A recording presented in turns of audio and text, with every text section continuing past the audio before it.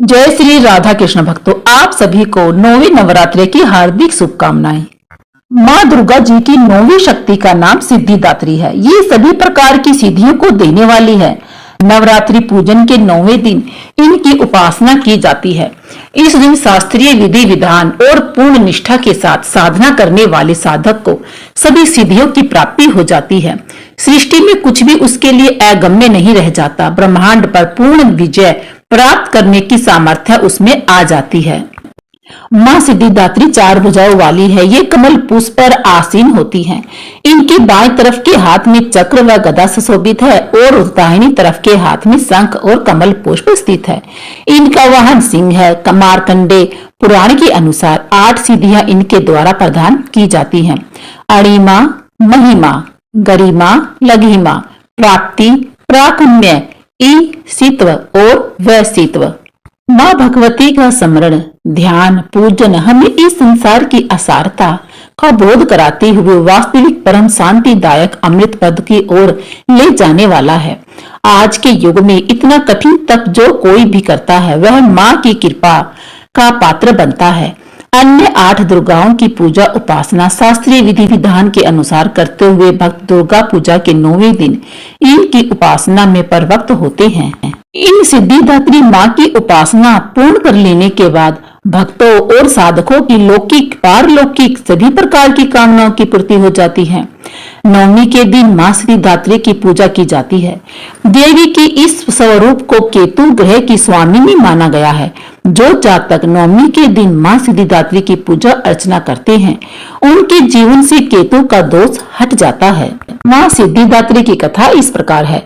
देवी पुराण में ऐसा उल्लेख मिलता है कि भगवान शंकर ने भी इन्हीं की कृपा से सिद्धियां का प्राप्त किया है। केवल मानव ही नहीं बल्कि सिद्ध, गंधर्व, यक्ष, देवता और असुर सभी इनकी आराधना करते हैं।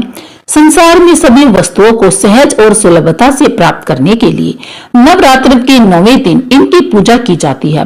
भगवान शिव ने भी सिद्धिदात्री देवी की कृपा से तमाम सिद्धियां प्राप्त की थी।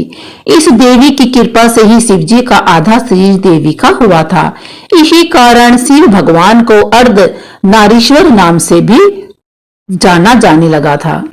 इस देवी का पूजन, ध्यान, स्मरण हमें इस संसार की असारता का बोध कराते हैं और अमृत पद की ओर ले जाते हैं। जब ब्रह्मांड पूरी तरह से अंधेरे से भरा हुआ एक विशाल शून्य था, दुनिया में कहीं भी किसी भी प्रकार का कोई संकेत नहीं था, तब उस अंधकार से भरे हुए ब्रह्मांड में ऊर्जा का एक छोटा सा पुंज प्रकट हुआ और देखते ही देखते उस प्रकाश पुंज का प्रकाश चारों ओर फैलने लगा। प्रकाश के पुंज ने एक आकार लेना शुरू कर दिया और अंत में वह एक दिव्य नारी की तरह लग रहा था, जो स्वयं देवी महाशक्ति के अलावा और कोई भी नहीं था। सर्वोच्च शक्ति ने स्वयं प्रकट होकर त्रिदेवों को जन्म दिया। तब ब्रह्मा, विष्णु और महादेव प्रकट हुए। तब देवी ने त्रिदेवों को सृष्टि का सुचारू रूप से चलाने के लिए अपने अपने कर्तव्य निभाने के लिए आत्मचिंतन करने के लिए कहा।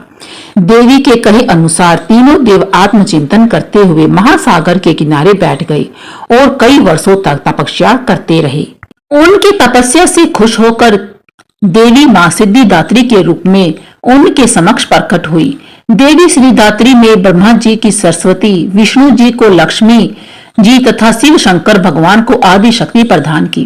माँ सिद्धिदात्री ने ब्रह्मा जी को सृष्टि की रचना का कार्यभार सौंपा, विष्णु जी को सृष्टि पालन का कार्य दिया और महादेव को समय आने पर संसार का संहार करने का कार्यभार सौंप दिया। माँ सिद्धिदात्री ने त्रिदेवों को बताया कि उनकी शक्तियां उनकी पत्नियों के रूप में हैं, जो उन्हें अपने कार्य करने में मदद करेंगी।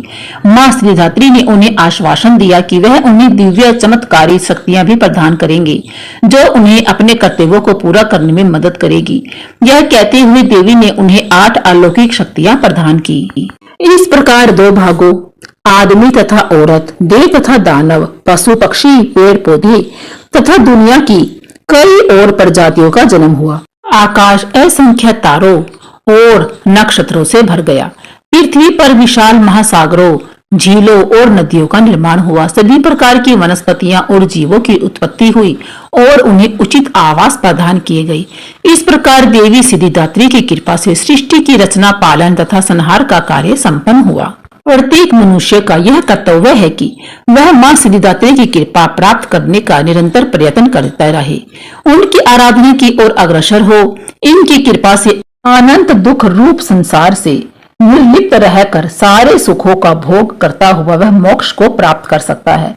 सिद्धिदात्री मां के कृपा पात्र भक्त के भीतर कोई ऐसी कामना शेष नहीं बचती जिसे वह पूर्ण करना चाहे। वह सभी सांसारिक इच्छाओं, आवश्यकताओं और स्पृहाओं से ऊपर उठकर मानसिक रूप से मां भगवती के दिव्य लोकों में विचरण करता हुआ उनके कृपा रस पीयूष का निरंतर पान करता हुआ विषय भोग शून्य हो जाता है। मां भगवती का परम सानिध्य ही उनका सर्वस्व हो जाता है। इस परम पद को पाने के बाद उसे अन्य किसी भी वस्तु की आवश्यकता नहीं रह जाती। मां के चरणों का यह सानिध्य प्राप्त करने के लिए हमें निरंतर नियमनिष्ठ रहकर उनकी उपासना करता रहना चाहिए। आप सभी को मां सिद्धिदात्री की कथा कैसी लगी? प्लीज कमेंट सेक्शन में जरूर बताएं। लाइक करें, शेयर करें और सब्सक्राइब जरूर करें। बोलो ओम दुर्गाई नमो नमो। जय माता दी।